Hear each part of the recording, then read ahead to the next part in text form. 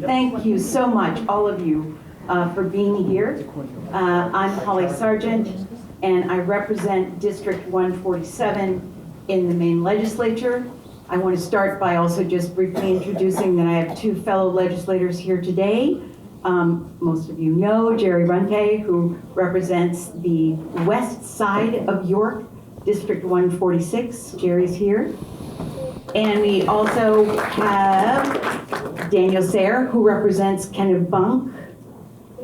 I don't know your district number. 135. 135. I'm also pleased to welcome Brian Corcoran, who has been really instrumental in helping me put this together. He has worked in the Speaker's office in the 131st Legislature, and also he now works for the House Democratic Campaign Committee. And Brian is here. Thanks. Let me begin by saying that we acknowledge the Passamaquoddy people of the Wabanaki Nations as the first inhabitants of this land that we now call York, Maine. We recognize that access to this land is only possible because of the forceful removal and displacement of the Passamaquoddy people from these lands.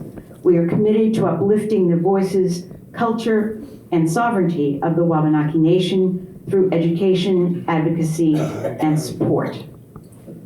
So I appreciate you all being here. The genesis of this idea of asking these two wonderful gentlemen to come and speak to us is that, we're a long way from Indian Township. I actually did the Google, and it's 264 miles. If we were to start driving south instead of north, we could go a fair ways into New Jersey. And so it's a long way, and these kinds of important issues that have been in the legislature now for several different sessions rarely get discussed sort of in a public forum. And more importantly, we don't always hear from tribal peoples about these issues. And as I have been sort of learning, and I think both of my colleagues who are here would say the same, as we have been instructed in trying to understand the challenges and the history and the dynamics of working with the Wabanaki Nation in terms of the legislature in the state of Maine. I have found that working with the Honorable Aaron Dana, who is a fellow member of the legislature representing the Passamaquoddy people, and who is here today. And also Corey Hinton, who is also a member of the Passamaquoddy tribe, and who is a lawyer who is the head of the legal practice for Drummond and Woodsum, but represents not only the tribes of Maine, but also tribes across the nation. And as he has helped illuminate some of the very complex and controversial and painful issues that arise on this topic, I've found it to be extremely helpful. So I thought it would be a good thing for us to gather and hear about this. It is not a debate. These are only tribal perspectives that we're hearing. You can go somewhere else, I'm certain, and hear a debate.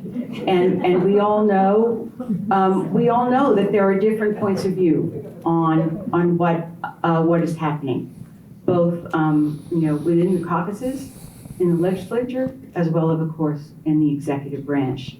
So with that, I'm going to turn it over. We hope that there'll be plenty of time for questions, but I'll turn it over to you, Corey, to get us started in understanding where we're going.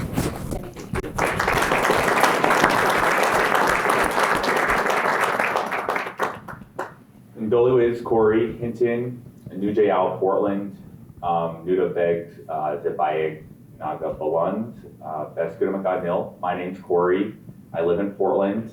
I'm from Zibayeg, which is the place at the edge of the water, also called Pleasant Point, and I'm from the Francis family, and I'm Passamaquoddy. Thank you very much to Representative Sargent and my very good friend Aaron Dana for inviting me to be here, and to my father in the back for driving us.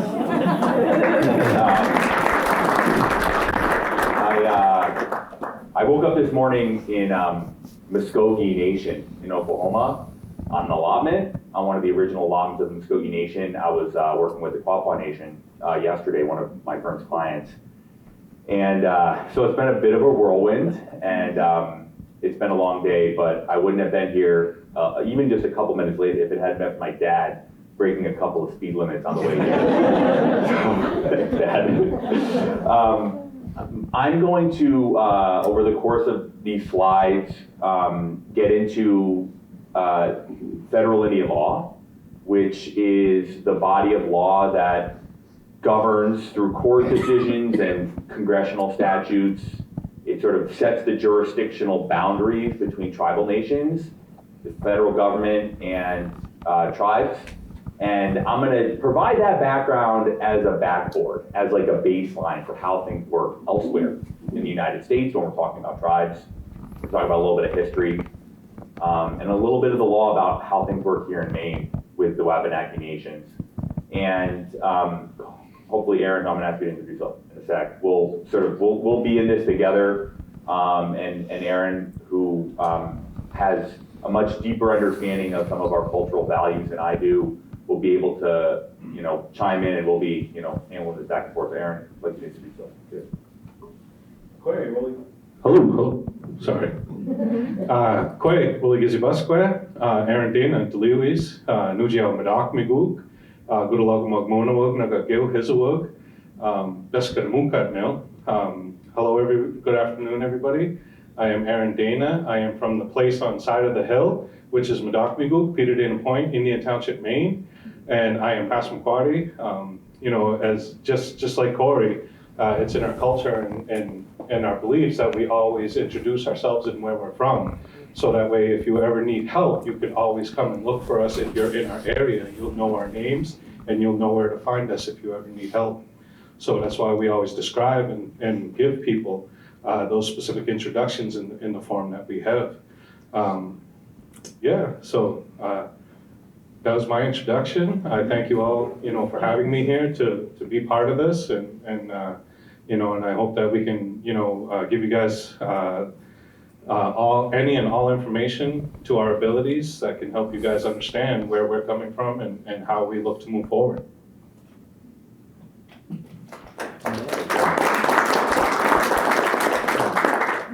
Federal Indian law. There are three bedrock principles, four bedrock principles. There's three, but I put four here.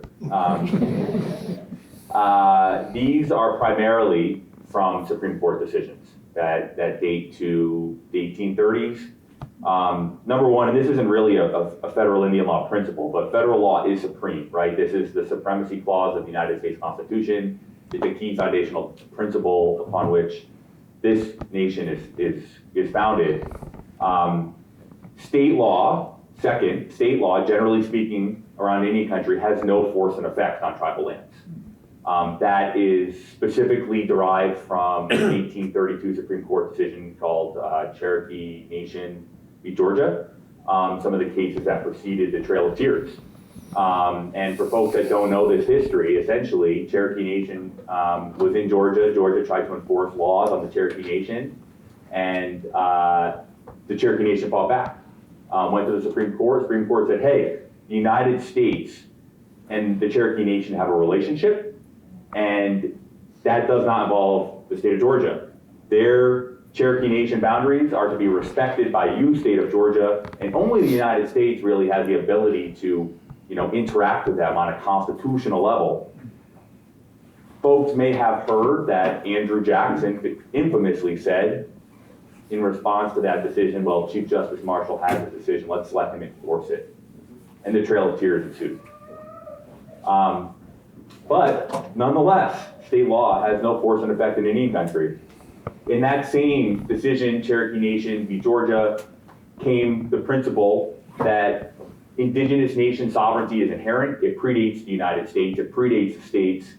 It flows from our attributes as natural beings, as natural nations that have been governing themselves.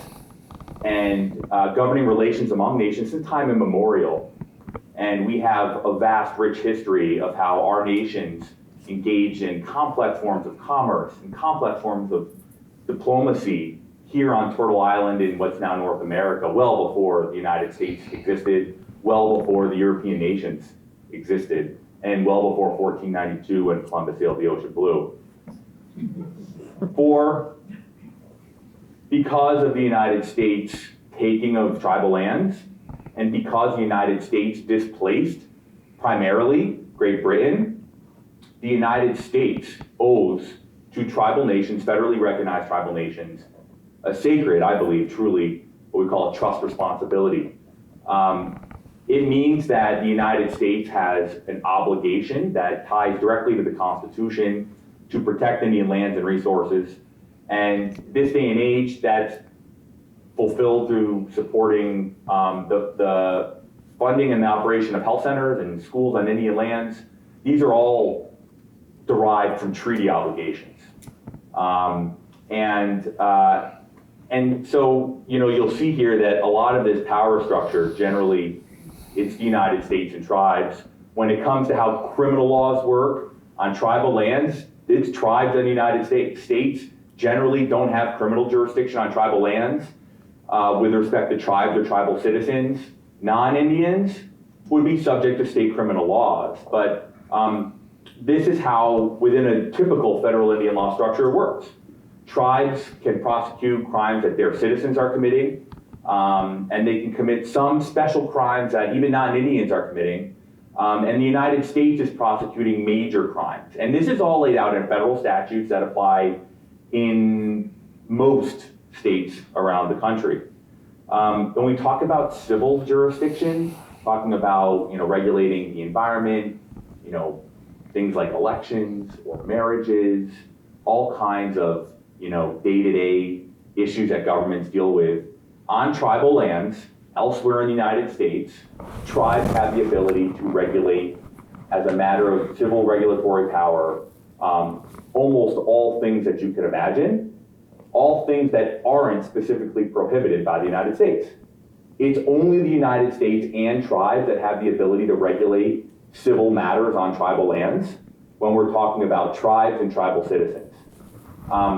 There are some cases that will suggest that states have some ability to regulate civil matters that non-Indians are engaged in tribal lands, but that's even pretty limited.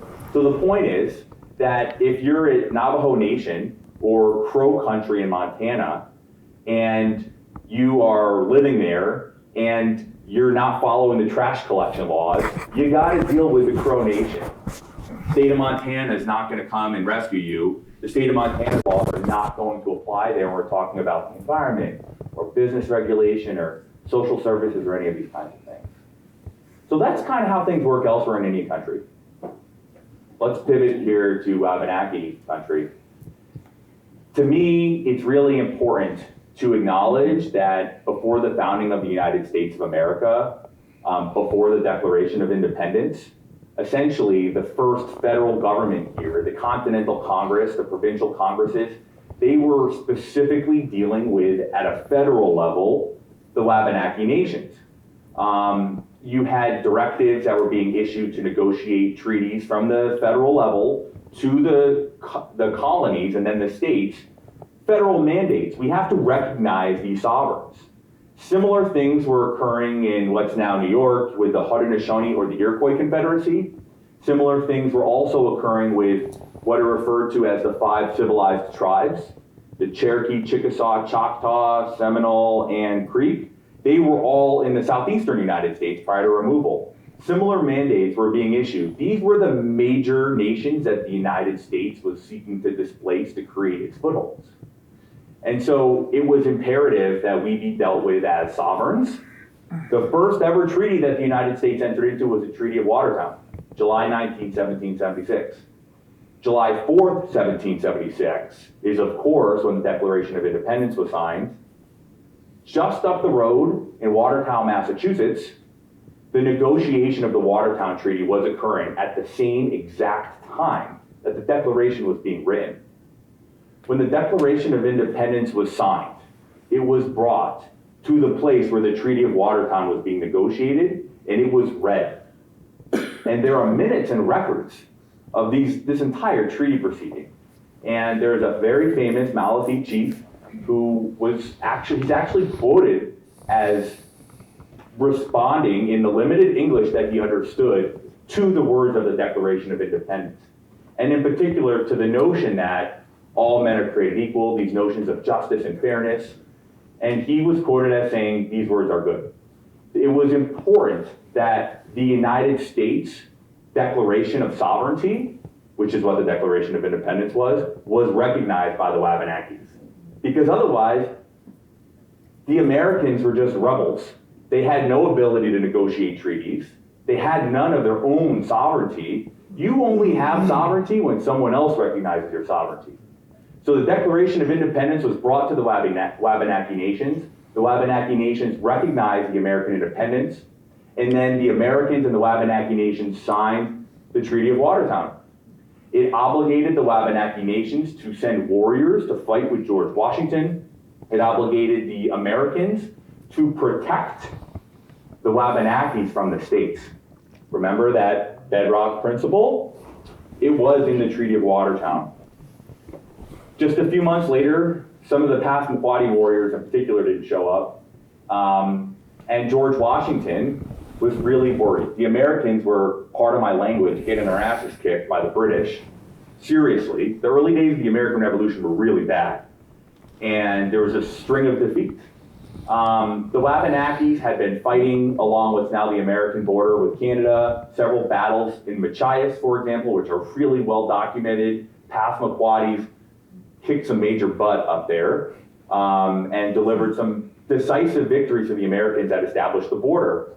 But when our warriors didn't go down to serve in Delaware, George Washington was concerned. Folks might have seen that famous painting of George Washington standing very dangerously on the front of a boat, sailing across the Delaware River. Probably wasn't actually standing on the front of the boat, right? The night before, the Americans had that very, very famous surprise attack across the Delaware River. George Washington wrote a letter to our chiefs. He was facing, a loss in that battle could have been the end of the American Revolution. The great general could have lost his life there. He was contemplating his mortality probably, and in doing so, he wrote a letter to the Passamaquoddies, essentially asking us to follow through on the promise to deliver warriors. It turns out that, hunting is very big for the Wabanaki, the Passamaquoddies in particular. And so when the treaty was signed in July, we go right into blueberry harvest, and then we go right into hunting season. And we were just hunting, trying to get food for the winter. So there was really no intention to not show up. He asked, though, us to follow through on our obligations to help protect the new American democracy. Our Passamaquoddy warriors went and served under George Washington. Several hundred, I think between 400 and 600 Wabanaki warriors, Passamaquoddies, and Maliseets fought in the American Revolution directly under George Washington. And after that, there was a big push by certain folks in the federal government to ensure that the Wabanaki Nation's rights were protected. The American Congress passed a law in 1794 that prohibited anybody from entering into land transactions with tribes unless they were approved by the United States, called the Non-Intercourse Act. And it's been passed many, many, many times. Violations of this law in 1794 gave rise to the land claims, as you can probably imagine. But of course, the same time that law was being passed, who's negotiating treaties to take lands away? But the Commonwealth of Massachusetts. For some reason, I don't know why, that sort of kind of cheekish Maine independence. We lead first. We don't need to do what they tell us in Washington, D.C. maybe. The Commonwealth of Massachusetts was directly violating federal law and entering into treaties, which essentially dispossessed our people of nearly all of our lands, with the exception of 2 reservations, Madoc-Migook, Zebayak, and several islands. The Penobscot Nation entered into treaties with the Commonwealth and then the state of Maine around the same exact time, and they were similarly dispossessed of almost all of their lands. There's stories around these treaties, why these treaties were enacted, what was happening on the ground. It's pretty sad stuff, but even for the Passamaquoddies, even after these treaties, the state of Maine set out to take what was left. And I'm not gonna go through all these bullets, but the bottom line is that they saw the timber that wasn't being cut. Everywhere around us, these lands are being raped and pillaged. We weren't cutting our trees. So what did the state of Maine do? They start passing laws to allow the cutting of our trees. They started passing laws to allow pieces of Wabanaki to be sold to non-Indians. And the Maine Law Court in 1842 declared that it's imbecility on the part of the Indians and the dictates of humanity on ours. They have necessarily prescribed to them their subjection to our paternal control, in disregard of some, at least, abstract principles of the rights of man. Pretty messed up, huh?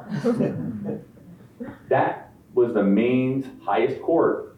And you know what they've never done? They've never repudiated those words. The best lawyers, the best jurists in the state of Maine wrote those idiotic words on paper at the same time that there were federal laws on the books that said you can't be doing this to Native Americans. I don't know why this was okay in Maine, but it was. They flooded Indian Township. They built the causeway next to Zebayak. These acts, they caused irreparable damage to our cultures and to our people. The condition of the Wabanaki people was well known to the state as being very, very sad. The state had Indian agents that were administering all forms of life, literally life and death. My great uncle George Francis, he was one of our governors, our chiefs back in the 70s. He wrote a number of letters. You can find these letters to the state complaining about the Indian agent. There was this guy, Hiram Hall. You heard that name before? He was bad. People died. There's stories of people freezing to death in the winters because he deprived them wood. People that wouldn't follow, the state dictates were being deprived food. Babies were starving. People were freezing to death under the state's control, all at a time when the state had no legal authority to be doing any of that.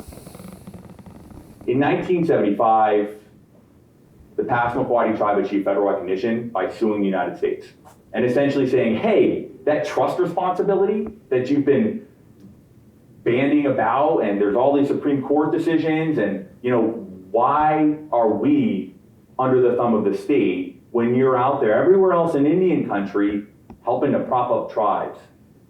The United States didn't want to hear it. And for some reason at that time, they still continued to think that Maine was different. Well, they were wrong. And the First Circuit essentially established our federal recognition. And that lawsuit gave rise to the Settlement Act. After that, the United States had an affirmative obligation to sue Maine under the trust relationship because Maine had violated federal law in taking all of our lands. Around this time in the mid to late 70s, the Passamaquoddy tribe, the Penobscot Nation in particular, had total sovereignty. There were a couple of court decisions that the state was trying to enforce criminal laws on tribal lands. They lost those decisions. There's some really sad language that the Maine Attorney General's office wrote in these briefs, in these cases, saying, these Passamaquoddies, they're not like the tribes of the West, the warring tribes of the West. They're more like a social association. They used extraordinarily derogatory terms, the Maine Attorney General's office did, to describe us in these cases. Well, guess what? They lost. They lost the ability to prosecute their state laws on our lands. Other cases established that we enjoyed other attributes of tribal sovereignty, just like tribes everywhere else. This, of course, this scared the state of Maine. I wasn't around then. Some of you may have been. Some of you may remember what the governor was saying. Some of you may remember what the politicians were saying, encouraging Mainers to go to the stores and buy guns and ammo because we don't know what's going to happen. There was a lot of race baiting. There was a lot of pressure. There were clouds over the title of the land because essentially all of our lands were illegally taken and everybody knew it. So the result of that was the Maine Indian Claims Settlement Act. What are the settlement acts? There's two laws, the federal law, Maine Indian Claims Settlement Act, and the Maine Implementing Act, what we call it. It's actually, the full name is a law to implement the Maine Indian Claims Settlement Act, I think, or something like that. The federal law was necessary to allow the state to have any future ability to negotiate laws with the tribes. The federal law essentially extinguished and ended the land claims themselves. They created funds to allow the Passamaquoddies and the Penobscots, and to a lesser degree the Maliseets, to repurchase, to try to buy back some of their lands. The areas where the tribes could buy the land, they were really carefully defined. But the federal law extinguished and ended the land claims, and it ratified this MIA, as we call it. And it essentially said, the state and the tribes, you guys have to figure it out from here. They said, we don't have criminal jurisdiction anymore.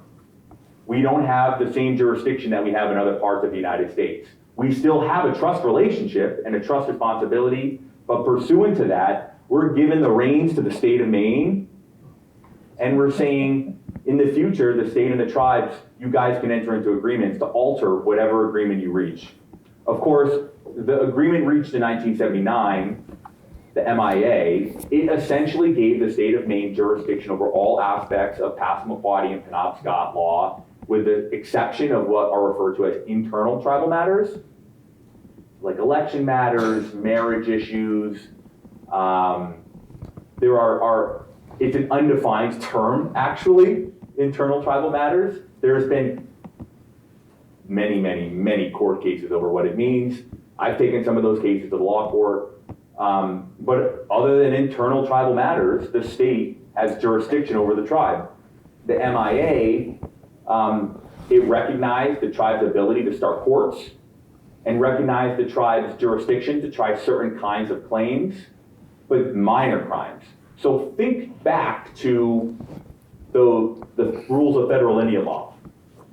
And you pretty much have to imagine, the federal government and the tribes. Well, here in Maine, it's just the state on top of the tribes, essentially, is what happened because of the MIA. So the tribes can prosecute minor crimes. The state government can prosecute every single kind of crime. The federal government has no criminal jurisdiction. Civil jurisdiction, the tribes have some limited civil jurisdiction, particularly over the internal tribal matters, child welfare issues. There's a wide range of family law types of issues that the courts can exercise jurisdiction over. But generally speaking, any one of those claims could be brought to a state court, because the state court has primary jurisdiction over pretty much all civil matters in Wabanaki territory. So, kind of looking at some of the problems. One of the key attributes of the federal law was to block the Wabanaki Nation's access to federal laws that were passed for the benefit of tribes. It essentially prevented the tribes from accessing laws that were passed before 1980 and after 1980. That includes the Clean Water Act, the Violence Against Women Act, the Tribal Law and Order Act, the Indian Healthcare Improvement Act, the Indian Gaming Regulatory Act. There's been litigation with the state of Maine over probably half a dozen or 10 of these kinds of laws that have been passed by Congress, because these are laws that Congress is passing to help benefit tribes, to further self-determination. The Wabanaki nations feel like, well, these are internal matters. We should have the ability to exercise rights under these laws. And the state of Maine has consistently blocked our ability to access federal laws. From this has been what I would say is almost a total block of access to economic opportunity without state interference. I mean, the numbers are startling. I just came from Creek territory, Muskogee territory, from Quapaw Nation territory. The things that my clients are doing elsewhere in Indian country are inspiring and really humbling. They have GDPs and economies that in some cases dwarf those of small countries. They are doing really, really big things, and they are by far the strongest governments in their respective parts of the world. You go to rural Oklahoma, when there's a big tornado and you're out on a highway, you know where you're probably going to end up? Guess, does anyone know? Probably a tribal hospital or a tribal casino. And I know it's a little funny, right? But it's serious. The strongest governments that provide the strongest social nets in some of the most socioeconomically disadvantaged parts of the United States are tribal governments. And Maine is actually not an exception. Passamaquoddy Tribe operates the only 24/7 emergency services in Washington County, in our part of Washington County. We are some of the largest employers in Washington County. We do things that most governments can't do. We have the benefit of federal funding to be able to do a lot of that. But the bottom line is that tribal governments, they tend to be beacons for progress in their respective areas. And a lot of those opportunities have been denied in Wabanaki territory. Even the fundamental premise of the Settlement Act, the land piece, which was conveniently dropped from the title because it became more than land claims, the Passamaquoddy and the Penobscots were entitled to acquire 150,000 acres of land each to replace the millions and millions and millions of acres that were illegally taken. But it wasn't like we could just take those, use the money and buy the lands. There were all kinds of restrictions put on that. In many situations, we need local approval and we need state approval to be able to take land and to put it into a protected status, into a federal status, which is how tribes hold their land, generally speaking. The lands that were made explicitly available to the tribes where no permissions were needed, if you were to look at how the chain of title goes for these lands, these are Georgia Pacific lands, these are, pulp and paper mill lands, these are timber company lands. When the tribe showed up to figure out where we could buy land, there were no trees, there was total environmental degradation, and the lands that were made literally available to us, they were worth practically nothing. Every bit of value had been sucked out by companies that probably aren't from here and probably don't even exist anymore. So of course, you don't need any permission to get those lands. I'm from Zebiah, Pleasant Point. We are next to the town of Perry. It is a little community. And I'm telling you, the irony and the rottenness to the core of the Settlement Act, we weren't allowed to buy lands right next to our reservation. And the same goes for Indian Township.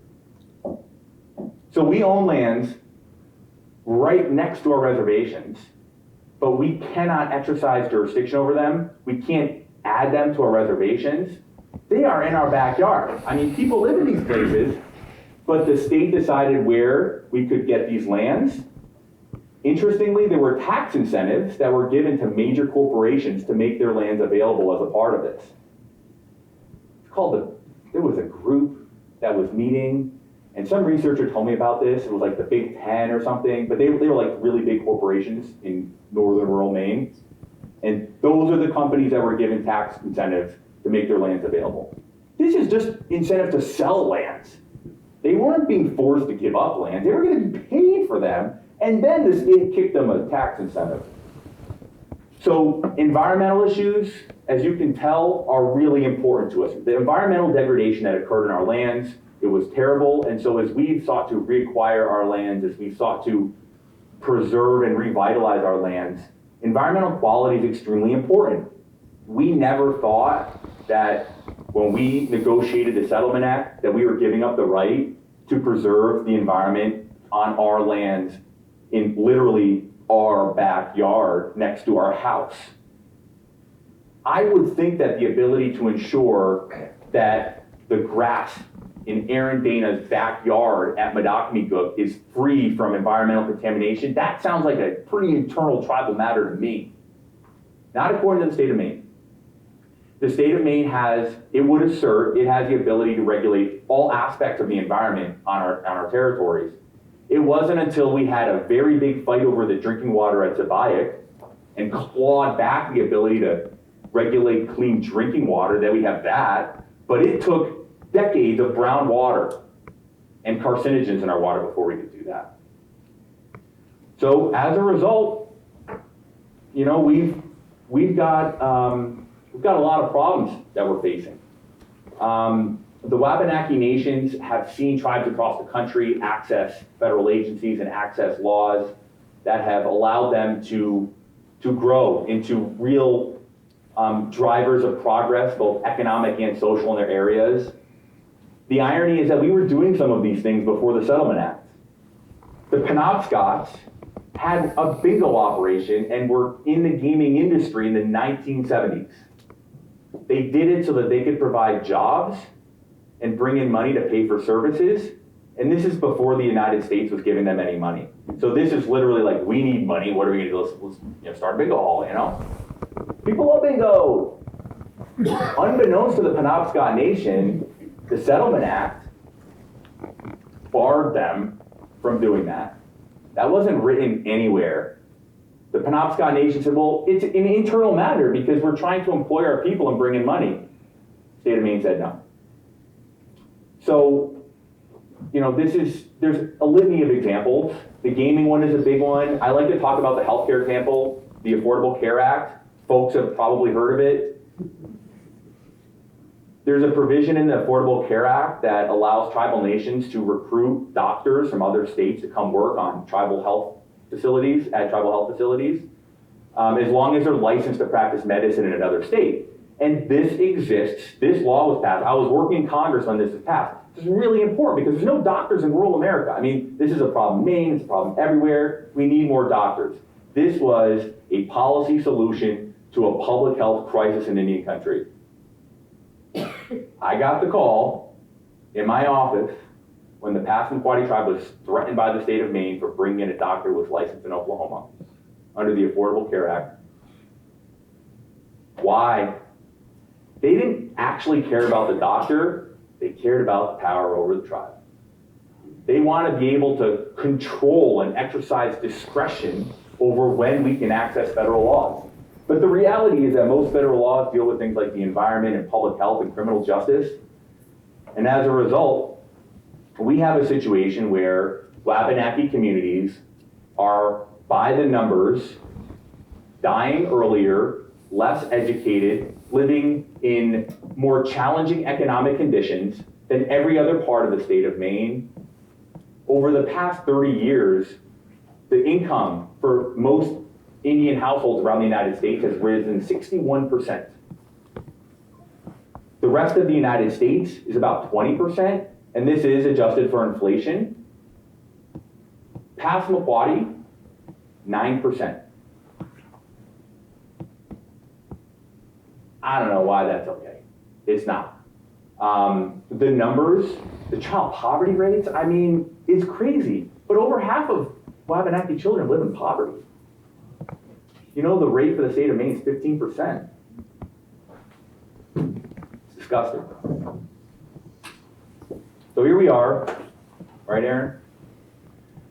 And we've been trying. And we haven't had success yet, but particularly since 2019, we've engaged in a process that I think most of you folks are probably aware of, but been engaged in. A process that's intended to breathe life back into our sovereignty so that the state recognizes that we should be able to pursue self-determination under the rules of law that apply to other tribes. The governor to this point has not agreed to any changes to the Settlement Act. I don't know if that'll ever change, but we're here for the long term. We'll be here well beyond every governor of the state of Maine, probably. So we're in it for the long haul. But at the end of the day, all we're seeking to do is to work with a living document. This is a quote from the federal law. If anyone ever tells you that the state and the tribes don't have the ability to enter into an agreement over jurisdiction, point them to 25 U.S.C. 1725, subsection E, subparagraph 1. It's pretty clear that the consent of the United States, which is necessary, is given for agreements over jurisdictional issues. I think that the governor's veto messages related to gaming, related to federal laws, they always say that the state has no ability to enter into agreements with the tribes. To me, that's the bastardization of state sovereignty. It is the antithesis of Maine's motto. Where's the cocky Mainers from 1794, huh? Seriously, I don't know. Apparently, not in the Blaine House. That concludes the presentation. Aaron, where are we at in the legislature right now, man? Good question. No, so where we're at right now in the legislation, we got a couple different bills that are coming up. You know, I mean, one of them is going to be our self-governance. You know, the sovereign. It's a reflect of the sovereignty bill that's that we had seen prior to the 131st. It was during the 130th. It was LD 1626. Where we were trying to push our sovereignty. So, and we're trying to, you know, move that forward, you know, just like Corey said, you know, that we were here before, we're still here, and we're not going anywhere. We're still going to be fighting no matter what. We're never going to give up the fight for our sovereignty, which was, you know, like he had mentioned too, you know, you're not sovereign unless somebody recognizes you as sovereign. Well, we actually went through a court case, you know, in the state of Maine in the United States that gave us that sovereignty, and we've only been trying to exercise that sovereignty ever since first contact, and you know, and ever since all of those treaties. So, but you know, we're still pushing forward with that. We're still, you know, working with both sides of the aisle, you know, building relationships and educating people where we stand today. You know, because of, you know, we want people to recognize our sovereignty, because a lot of times when it comes to specific issues, the state of Maine wants to say, oh, well, no, that's internal matters. You got to deal with that all by yourself. But then as soon as we take that step forward and try to do just what they tell us to do, oh, no, you can't do that. You have to follow by our guidelines, our policies, and our procedures. And as of right now, we're not going to give you the permission to follow through with that.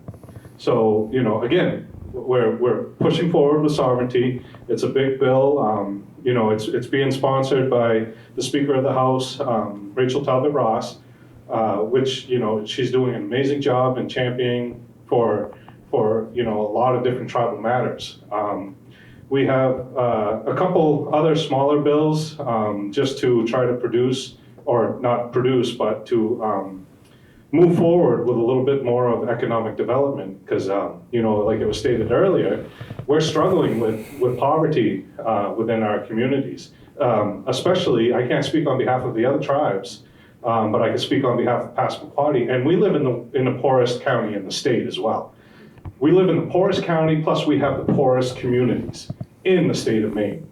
You know, the child poverty rate is 50% or higher. You know, and you know, I'm gonna agree. That's disgusting. You know, I mean, we can't be doing that to you know, our people. And in a sense, that's still an oppression. That's still an act of genocide, if you ask me. You know, and that's my personal opinion.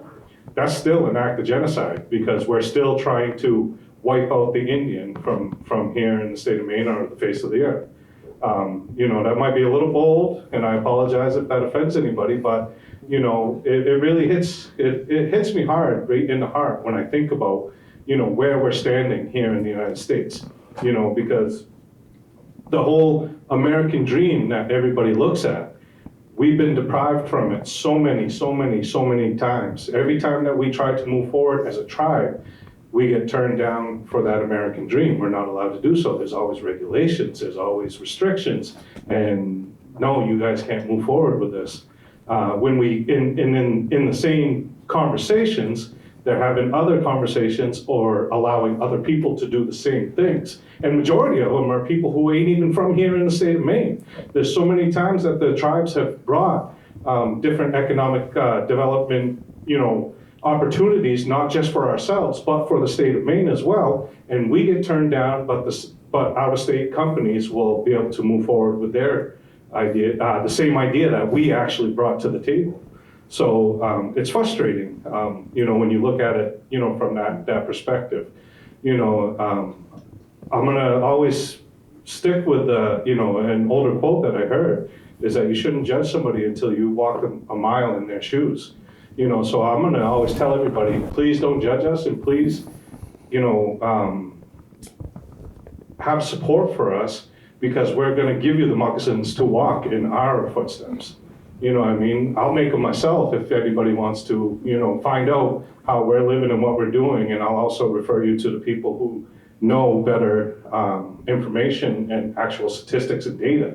I'm not very good at those, and I'm actually not very good with like electronics either. You know, I'm one of the first millennials, so I'm supposed to be a pro at computers and phones, but you can ask any one of the other legislators, and especially Brian, you know, if you sent me something email, you'll be lucky if I get it in time to actually respond to you. I you can know. attest to that.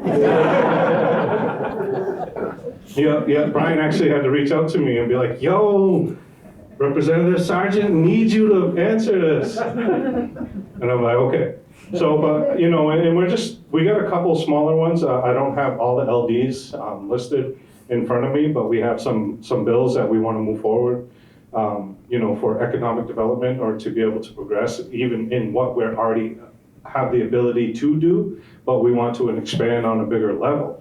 Because what affects us in our communities also affects the surrounding communities that are all based around the reservations. And not only the reservations, I mean, we have to drive out of our communities and even out of our county to do any forms of shopping. You know, when it comes to clothes, when I take my kids to get their school clothes, I gotta go to Bangor, and actually now I come down to Portland. Because Bangor is even, you know, the mall is kind of thinning out a little bit, and, you know, they don't have the certain stores that my sons like those specific brands. You know, and my kids are fortunate to have, you know, that ability where I can get in my vehicle and drive them and take them, but, you know, there's such a high percentage of children in our communities that don't have that chance. Yeah, trying to think of a couple of the other bills that are coming up. About the bill for the Secretary of State's office, did you have it done yesterday? Okay. Oh, yes, the 1835 and 1834. So I do remember a couple of LD numbers. Pretty surprising, thank you.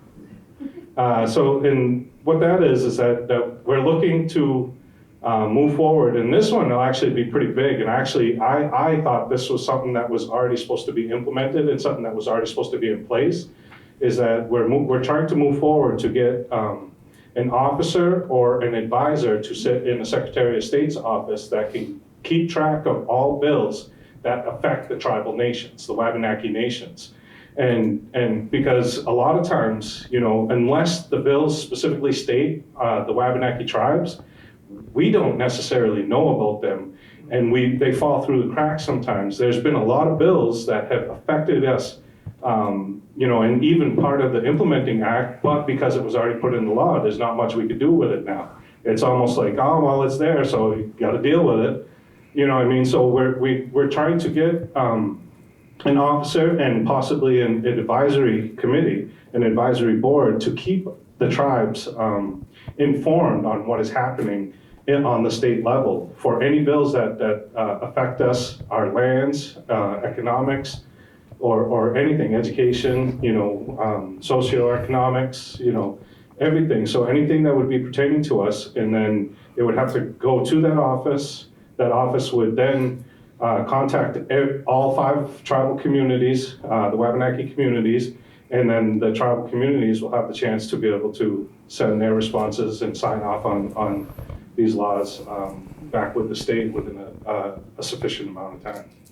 Erin, what happened the last part of the session with the child welfare law that I know you spoke very, very passionately about in terms of foster children and all kinds of things, and you were able to handle that in, you know, where did that end up and how will that make a difference?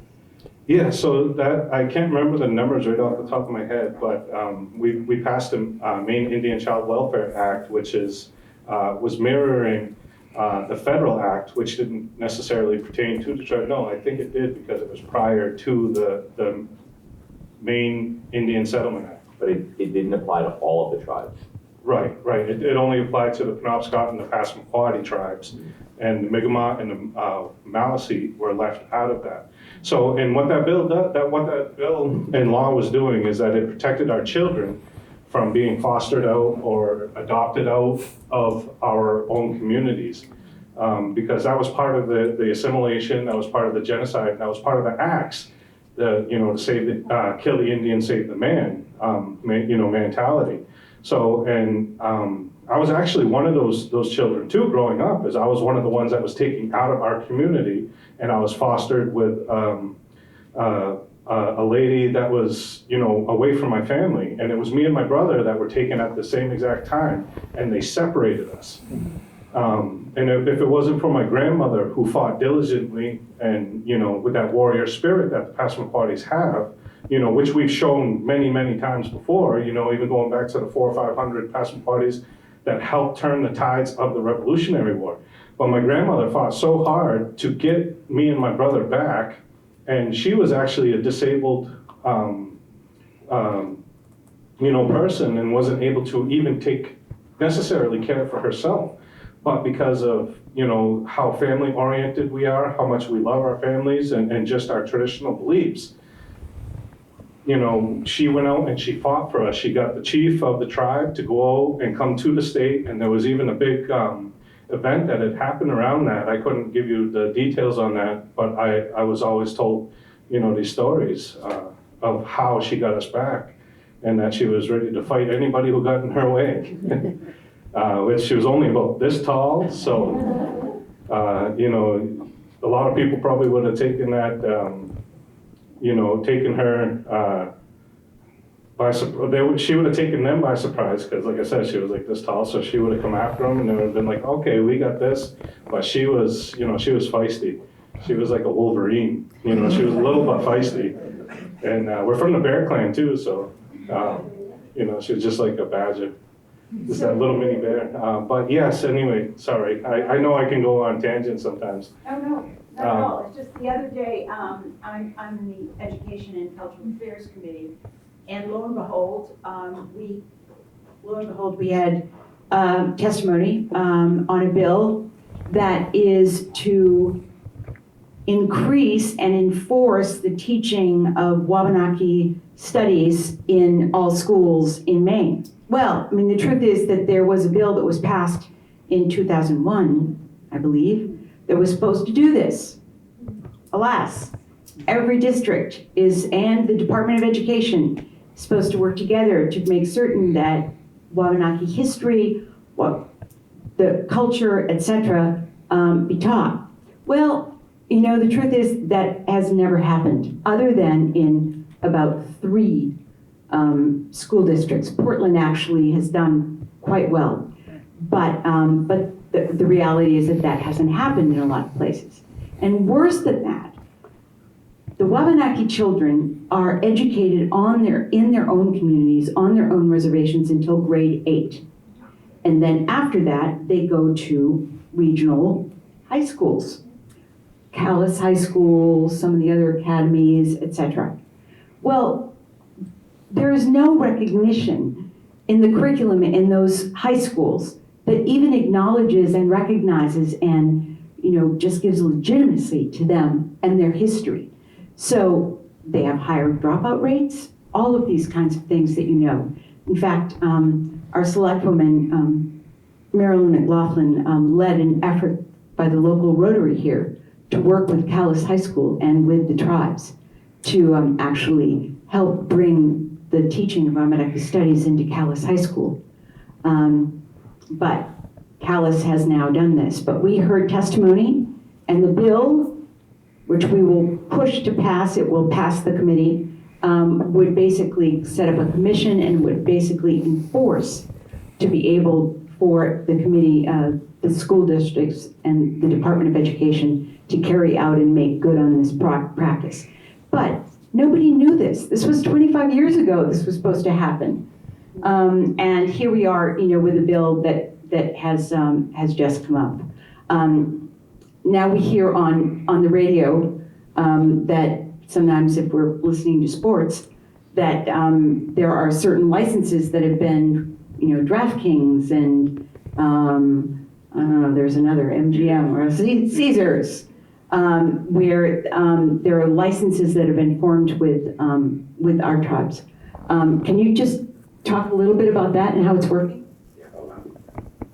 I'll talk a little bit about it. Sports betting launched in Maine, online sports betting launched in November. And Passamaquoddy Tribe, we were fortunate to strike a partnership with DraftKings. The other 3 nations have a partnership with Caesars. And it's very new. And the Passamaquoddy Tribe, to this point, we actually haven't received a dollar yet, to be really honest. But that's just a matter of, needing to close the books on the first quarter of this business. It's still extraordinarily new. The first quarter is going to close in February, and we're hopeful that at that point, there'll be revenue that is going to start flowing to the tribe. But the reality is that the way that sports betting works, online sports betting, the margins are really low. Like if you were to look at the numbers out there, the players do really well in sports betting. The house doesn't win when it comes to sports books usually. So we are going to be, lucky if we, generate, a few $1 million over 10 years. But that's a lot when you don't have much. It's a step to build an economic foundation, but it's just one step. And so one of the bills that's actually pending in the legislature, I can't remember the bill title or the number, but it's an act to essentially expand mobile gaming in Maine beyond sports betting to cover other kinds of games that you can play on your phone. What is it?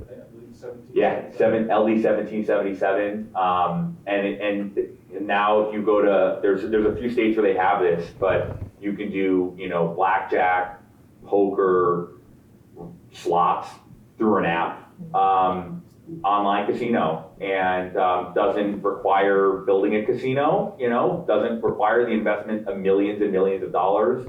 We're advocating for that bill among some of these other ones to increase the economic opportunity to the tribes. But the reality is that online sports betting has not really yielded anything for the Passamaquoddy tribe yet, to be really honest. Thank you for that response, because I certainly didn't know that. Can we open it up do you want to add to that? Sure. What you said. No, I didn't want to add to that. I just wanted to, it was still just stuck in my head, and I went on a tangent, but, going back to the Child Welfare Act, I mentioned that it was mirroring, the federal act, and in the federal act, it was a law that was passed, to protect our children from being taken off from the reservations. And I know I touched on that a little bit, but it was still just stuck in my head, and I don't think I would have been able to sleep tonight if I didn't follow up and finish what I was initially thinking. Because the worst thing you can do is give me a mic. See, I'm already doing it again. Worst thing you can do is give me a mic without an agenda, because I'll just keep on going. But we wanted to get that passed here on the state level because of, that, I don't know if a lot of you followed the federal news, but the Indian Child Welfare Act was actually on the chopping blocks on the Supreme Court level, on the federal level. And we were afraid that they were going to abolish that law. So we wanted to move forward and protect our children here in the state of Maine because of, for one, we had already gone from a very large nation down to a very few because of that specific thing. When it comes to the Passamaquoddy tribe, we actually was affected on both sides of the border when it comes to the Indian residential schools. So when they were starting to bring the children to Carlisle, Pennsylvania, our Passamaquoddy people started moving our young ones away from their families and bringing them into Canada to be able to protect them from going to those residential schools. And at the same time that we did that, the Canadian government actually started pushing forward with the Wabanaki residential school, which has made national news in the past few years too for, just the horror that they, did to them children that were forced into that school. So us being a bordering tribe with Canada and the United States during that time period, we was affected on both sides and, really took a hit because we had that famous picture of the Carlisle school that people see when they talk about the Indian residential schools, that famous picture of all the children out in front of there, there's actually a large population of Passamaquoddy that's sitting in that group of children that was students at that school. And not only there, but there was a lot of our people that was, pushed up into Wabanaki as well. And there's still some families. I think one of the last survivors of in our community actually comes from Zibaye, Freda Moore, who was actually in Wabanaki. Not Freda Moore, Paul, who just passed away recently, and he was the last survivor that was forced into that school.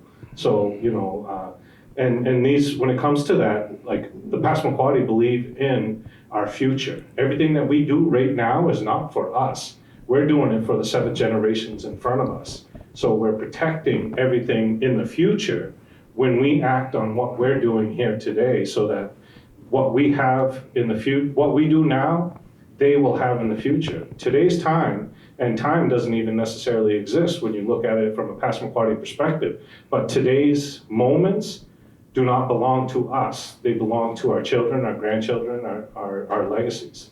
So, and when it comes to those kind of bills, especially to protect our children, we're going to push forward fully, with full force, and fight with everything that we have.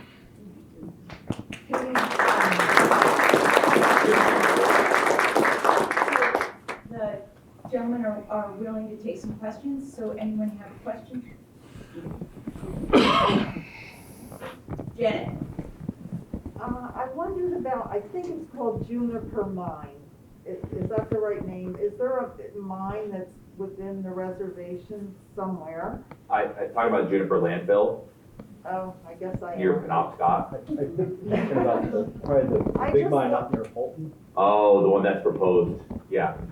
I Okay. just wondered what kind of recourse you have and where it is, since it's all confusing, when they want to do something like that. It is a mine, right, that's they're proposing. Yeah, so there's a mine that's proposed, and it's being considered through the LUPC, I think is what they call it these days. Really challenging. If you were to ask the state of Maine, if you were to ask that Canadian company, they would say that the Wabanaki nations have absolutely no legal rights to oppose it. Even though those mines, wherever they've been proposed, there's one company that's proposing this mine. It also proposed a mine in Pembroke, right near Zibaye. They're looking to mine for precious metals, but because of the Settlement Act, there are legitimate arguments that could be made that we don't have standing to challenge some issues like tribes could in other places.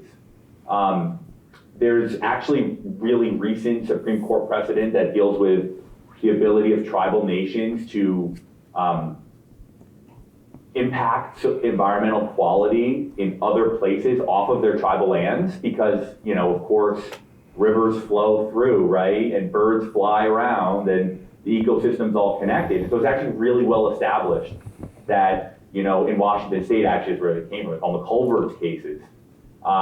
State of Washington was blocking all these rivers and they were preventing flows of water to tribal lands, preventing the ability to fish.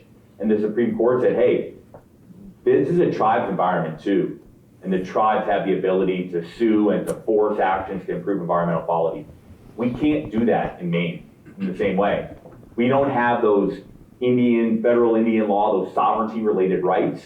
We could engage in the LUPC process like anybody else could as a member of the public, but it's distinctly different in Maine. It's much, much, much different. Yes. Hi, my name's Greg Smith. I'm a teacher at Kennebunk High School. And actually, I just want to say quickly, there are schools that are trying. We're working on it. We just rewrote our curriculum and are going to be including Native lessons and units throughout high school, which is actually why I wanted to ask the question. Next year, I'm going to be teaching a civics course, and I'm going to teach sovereignty by teaching about the Wabanaki sovereignty question and use as many of these resources as I can. And I'm curious, does the Alliance, the Wabanaki Alliance, have any capacity legally to negotiate as an alliance, or are they required to negotiate as individual tribes? So the Wabanaki, let's take a step back. The Wabanaki Confederacy was the legal political alliance that was formed among the Wabanaki nations in the 1500s, somewhere around there, in response to European colonialism. But the Confederacy is just composed of individual nations. And so, and even like technically today, I mean, I've asked about this, like, is the Confederacy still functioning on any level? And it's a bit of a challenging conversation, but like there isn't, at least here in Maine, a Wabanaki Confederacy body that would, be like a joint body for the tribe. So to answer your question, the individual nations have to be engaged in negotiating and approving these changes. Thank you. Welcome. Hi, Michael and Aaron. Thank you very much for coming, and thank you, Holly. This is great. I have a question. Can you guys both talk about what the state of Maine would look like if the legislature and the governor and everybody recognized complete native sovereignty the way that the Wabanaki Nation would like to see it? I'll go first on that, and then I'll let him follow up with the legal perspective of that.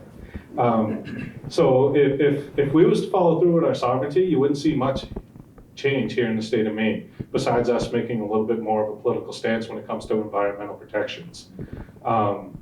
Because what our goal is and what we want to do is to be able to govern ourselves within our own borders. We're not looking for millions and thousands of acreage of land back.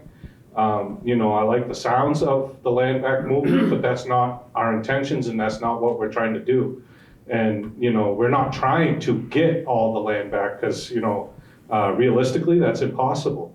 But when it comes to the other perspectives of that, you wouldn't see much of a change at all here in the state of Maine, except for the surrounding communities. You would see definitely an economic boost. And also, you would see less of us in the news and trying to fight for our rights, honestly. You would just not hear much about the tribes anymore unless it was something that we were trying to do for the state to progress, not just ourselves, but our surrounding communities. Those are really good answers. I love that you wouldn't hear much from us because we wouldn't have much to fight about. It's totally true. Totally true.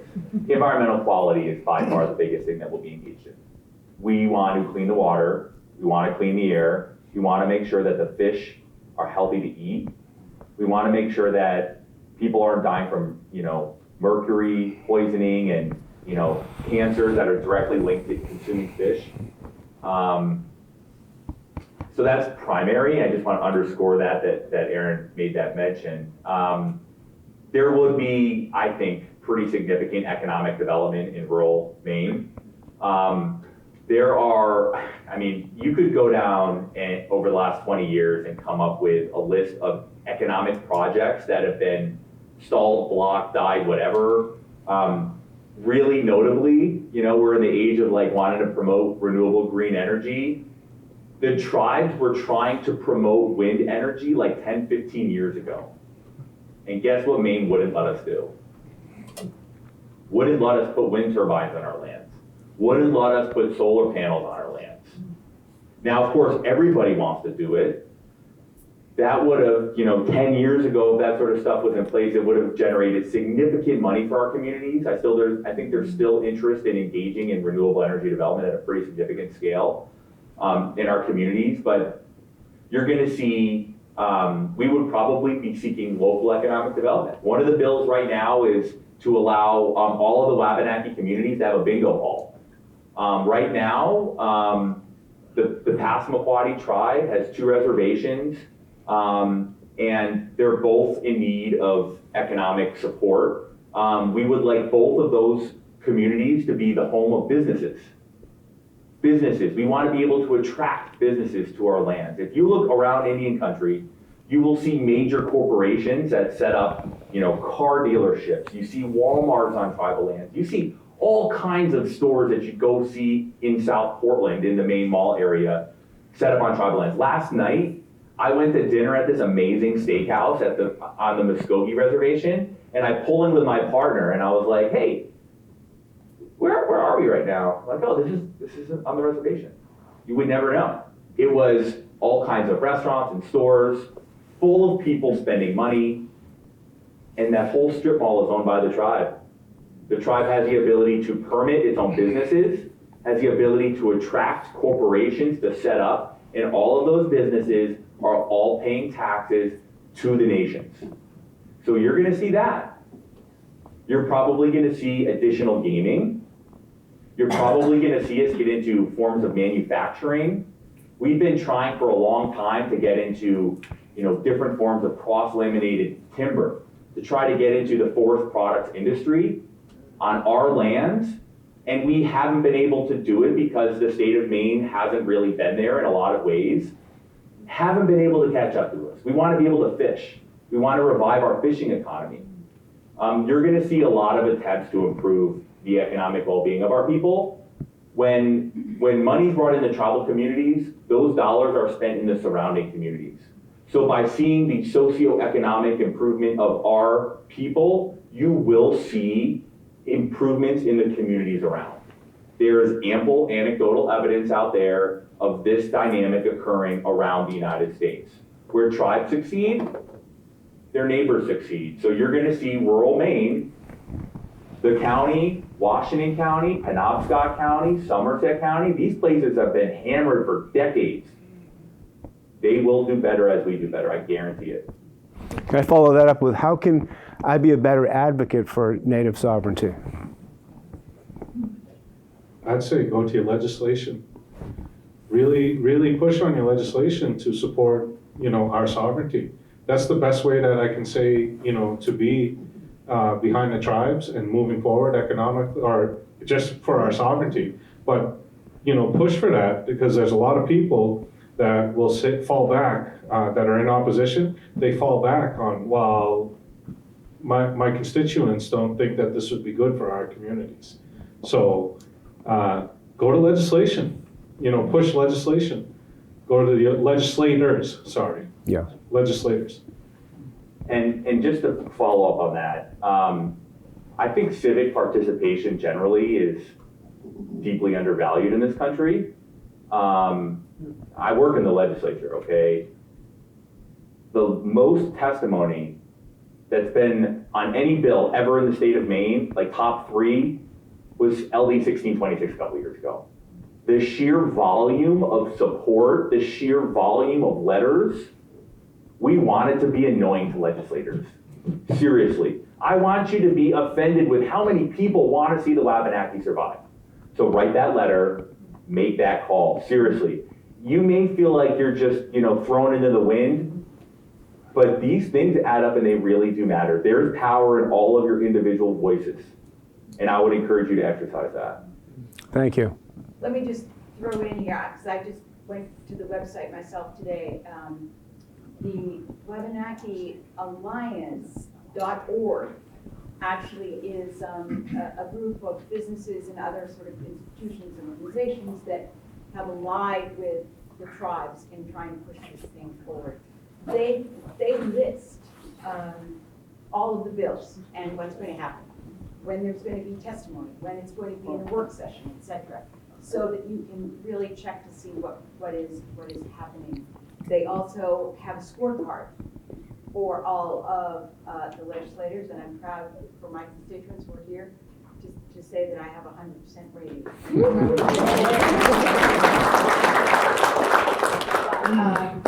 But it's a good tool for for everyone to be able to know what's going on.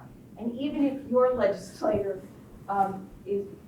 you're pretty sure is going to vote with the tribes, you can vote. You can write to other legislators. You can write to the governor, and basically state that you are a citizen of the state and you want this to happen. Nothing would change that. Yes. Why is the governor opposed to I don't think any of us can answer that accurately because it's unconstitutionally vague to give you an answer for that. Never given any reason?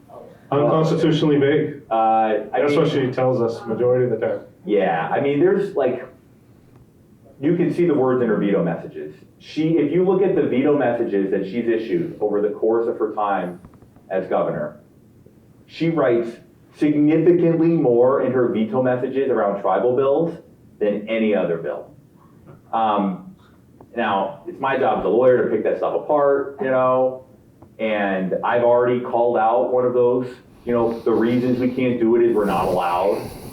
That's BS. You see these taglines, unintended consequences. We don't know what they could be.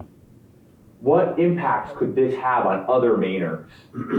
That's a big thing. Like, there's real fear, I think. Fear of what we will do. We're going to confuse the Maine state citizens.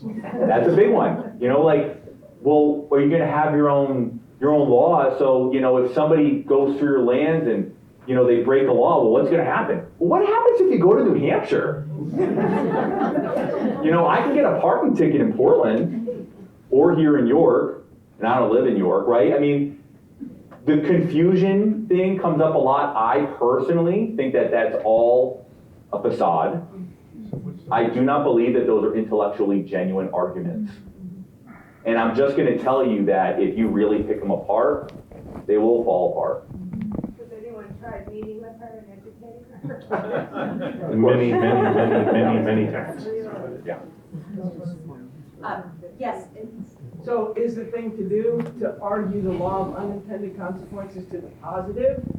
Bringing healthcare to the nation, bringing economy to the nation is going to benefit all Mainers, and that's the law of unintended consequences? I mean, we've certainly tried that. You know, we talk about the successes in you know, my other clients. We talk about in the most conservative states in the country, how they negotiate these great agreements with tribes, and the local communities do well, the state governments do well, the tribes do well. But they don't really want to hear about that, you know? That's why, like, I think it's not an honest argument. What do you think is the underlying argument? The underlying argument, I said it before, I think it's fear of Indians. Thank you. I think that there's a distrust of how we will carry ourselves.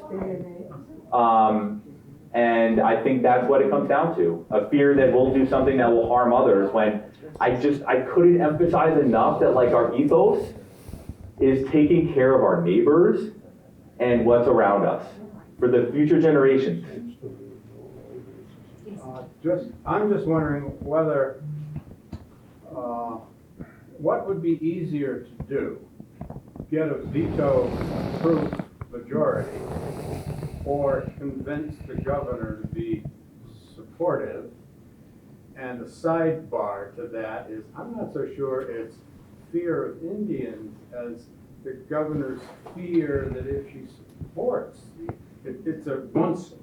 it's the Indian fear once removed, that if she is supportive of this, she's going to lose some percentage of her voters, or they'll go to the other party, whatever that might be, and I'm not sure that would be actually better. I think that 76 was it? The constitutional?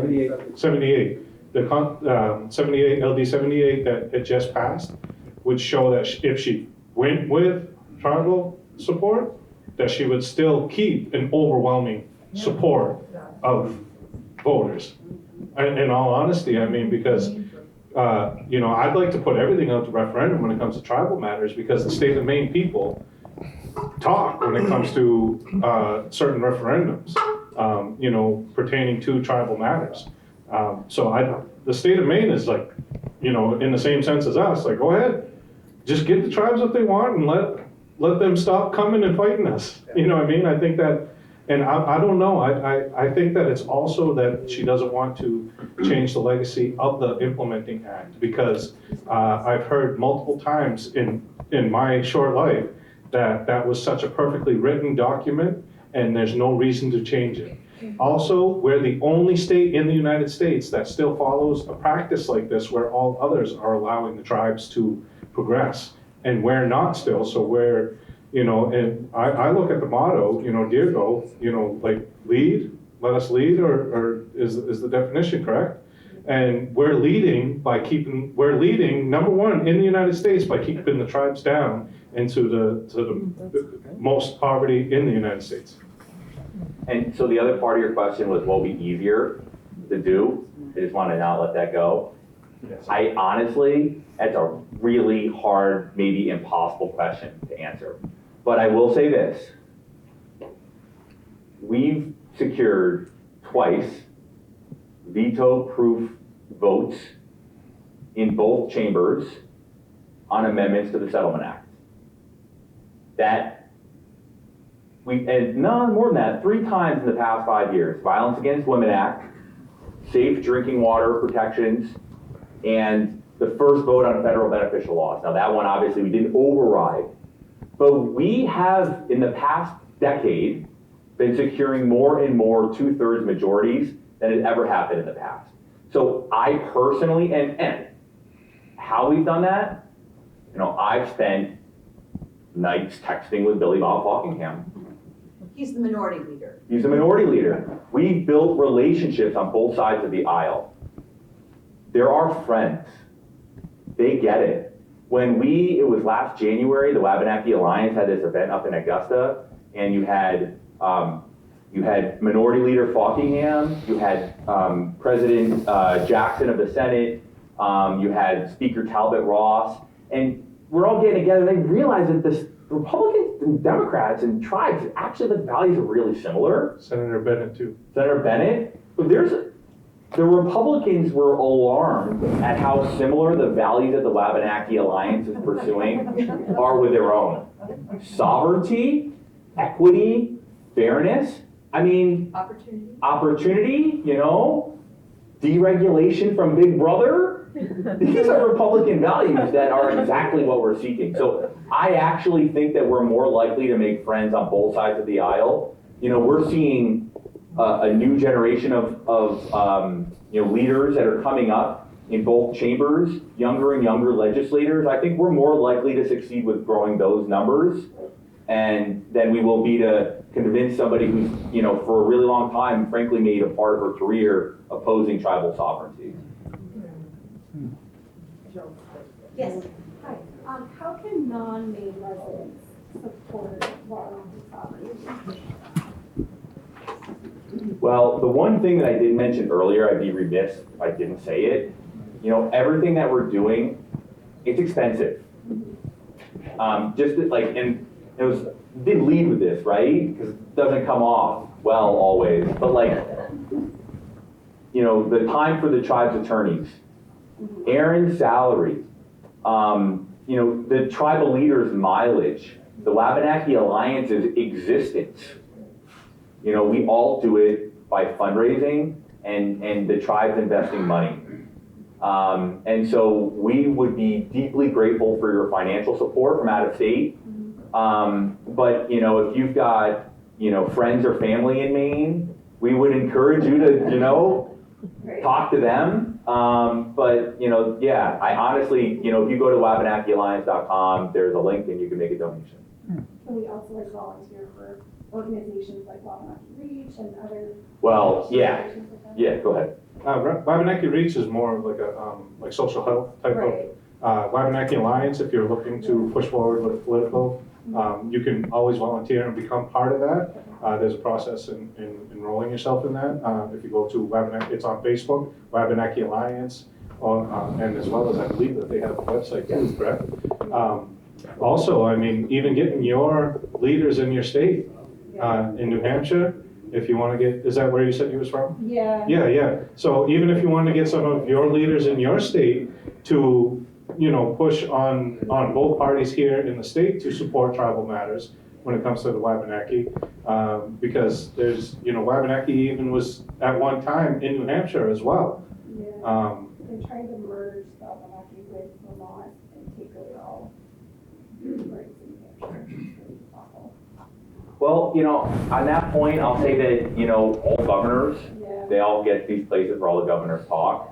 And we've been successful, increasingly successful in the last couple of years of being able to get our messaging into national settings where governors are all getting together. And so there really is power in saying, you know, it's not like you live in New Hampshire or you live in any state. Just support tribal sovereignty in your backyard. And that will have, you know, hopefully, you know, strength in numbers will emerge. Great. Thank you so much for coming.